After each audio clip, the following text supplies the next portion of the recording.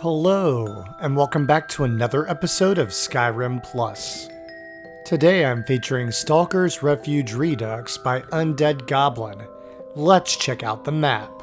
Here we are at Stalker's Refuge, just southwest of Falkreath.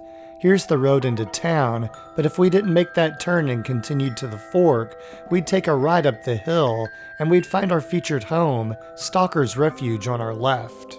Here's your path when you take the ride at the fork. And then when you look to the left, you can find the home.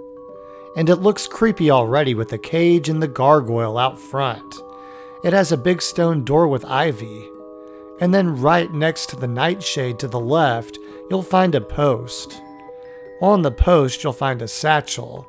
And inside of that satchel, you'll find the key to the home, as well as some ingredients to make some paralysis potions or some damage health potions. And right past that, you'll find some human remains. And then as we turn, we find our front door. Let's head inside. And here we are inside of Stalker's Refuge Redux. Before we head down the main stairs, I wanted to show you to the right you have a couple of barrels for some extra storage. And now we'll head down these main stairs. And as you can see straight away, you have a coffin where you can sleep. And check out the lighting in this space. It is absolutely beautiful. Okay, just past the coffin, you have a nice sitting area right in front of your fire. And check out this table where you can drain your victims and add their skulls to the cage above. That certainly fits the theme. As we head into this next room, check out the floor tiles. Those tiles look really cool with the red. This is your smithing area. Right when you enter the room, you have named storage for your melee weapons, ranged weapons, and bolts and arrows. Here's a weapons rack to display some of your favorite individual weapons. There's named storage for Dwemer metals and hides and pelts. There's your grindstone, tanning rack, a mannequin to display some of your favorite armors. There's your smelting pot. There's named storage for your ore. There's an anvil that acts as your forge. There's your workbench with some built-in safes and some storage for ingots, leather, Daedra hearts, and raw materials. And here's another mannequin to round out the space. Now that we've seen our smithing suite, we'll head back and see what the rest of the home has to offer. And I really like this flooring in the living room too. And here's a closer look at your cozy seating area, where you can enjoy a warm cup of blood in front of your fire, and on the mantle you have some gleam blossom, you have a chest for storage, a weapons plaque, and a mounted wolf's head. And then you can turn and see a doorway with some books above. And then here's a huge named storage area, including places to store your helmets, gauntlets, boots, clothes, light armor, heavy armor, shields, and jewelry. I like this jewelry display in particular. It looks really nice. And as we turn, we're going to skip this next door for now and go check out this shrine display. Check out how cool this space looks with the candle lighting and the gargoyle. And here's our Shrine to Molag Bal. Activating this shrine can give you a 20% buff to your destruction skill and sneak skill for 24 hours. This can also stack with other blessings you have from Mara or Arkay. And now we're heading into our crafting room, and check out the mysterious lighting. I love it. And right in the center of the room, you have your own Bloodstone Chalice, which can improve the potency of Vampiric Drain if you've completed the Volkihar side quests.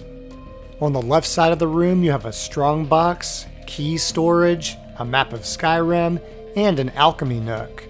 You have your alchemy lab, and places to store your potions, poisons, and ingredients.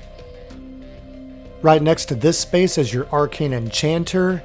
You also have a bookshelf, named storage for spell tomes, and named storage for soul gems. And this has been tested with Ordinator, and you can upgrade these stations with no problems. Just make sure if you uninstall this mod that you disassemble the workbench first. Here's a spot to store your staves, and here's a garden that takes advantage of particle lights if you have the suggested mods installed.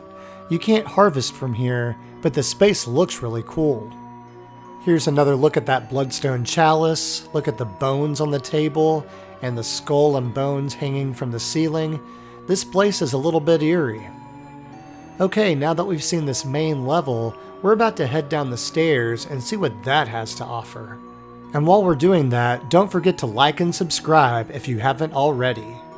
To the left, you have a blood potion display case with some candle lighting, very cool. And now we're walking into the main space of the downstairs. It has a cozy seating area by the fire. Check out that mounted dragon skull. That looks pretty cool. As we turn back towards the door, you have a cooking pot to cook your guests. I meant cook for your guests. There's some named storage for food and drink, a mead barrel, and some death bells.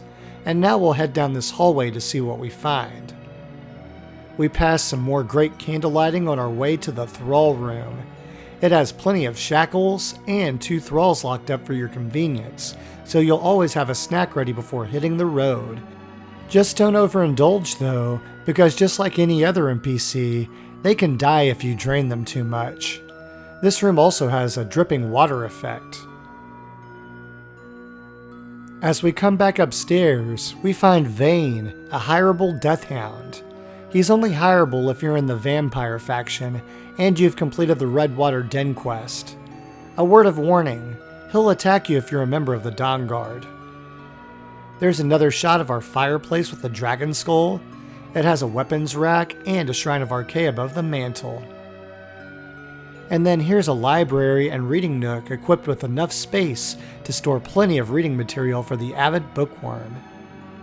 And here's a dining area with some harvestable ingredients for you and your guests.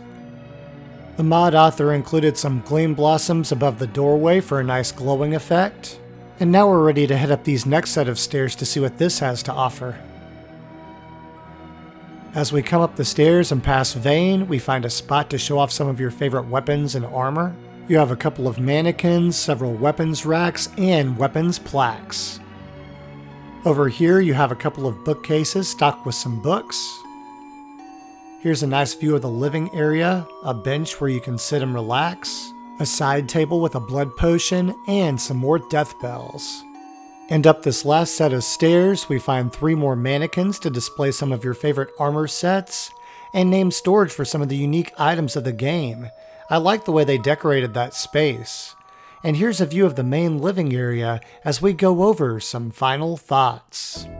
Stalker's Refuge Redux is a feature-rich, vampire-themed home near Falkreath.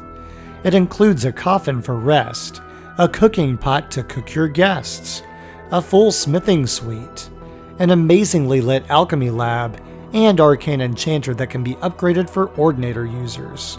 It includes a Shrine of Arkay, a Shrine of Molag Bal with a great perk, a Bloodstone Chalice replica, a hireable death hound, a snack room, thrall room, a library, tons of named storage, and a spot to store some of the unique items from the game.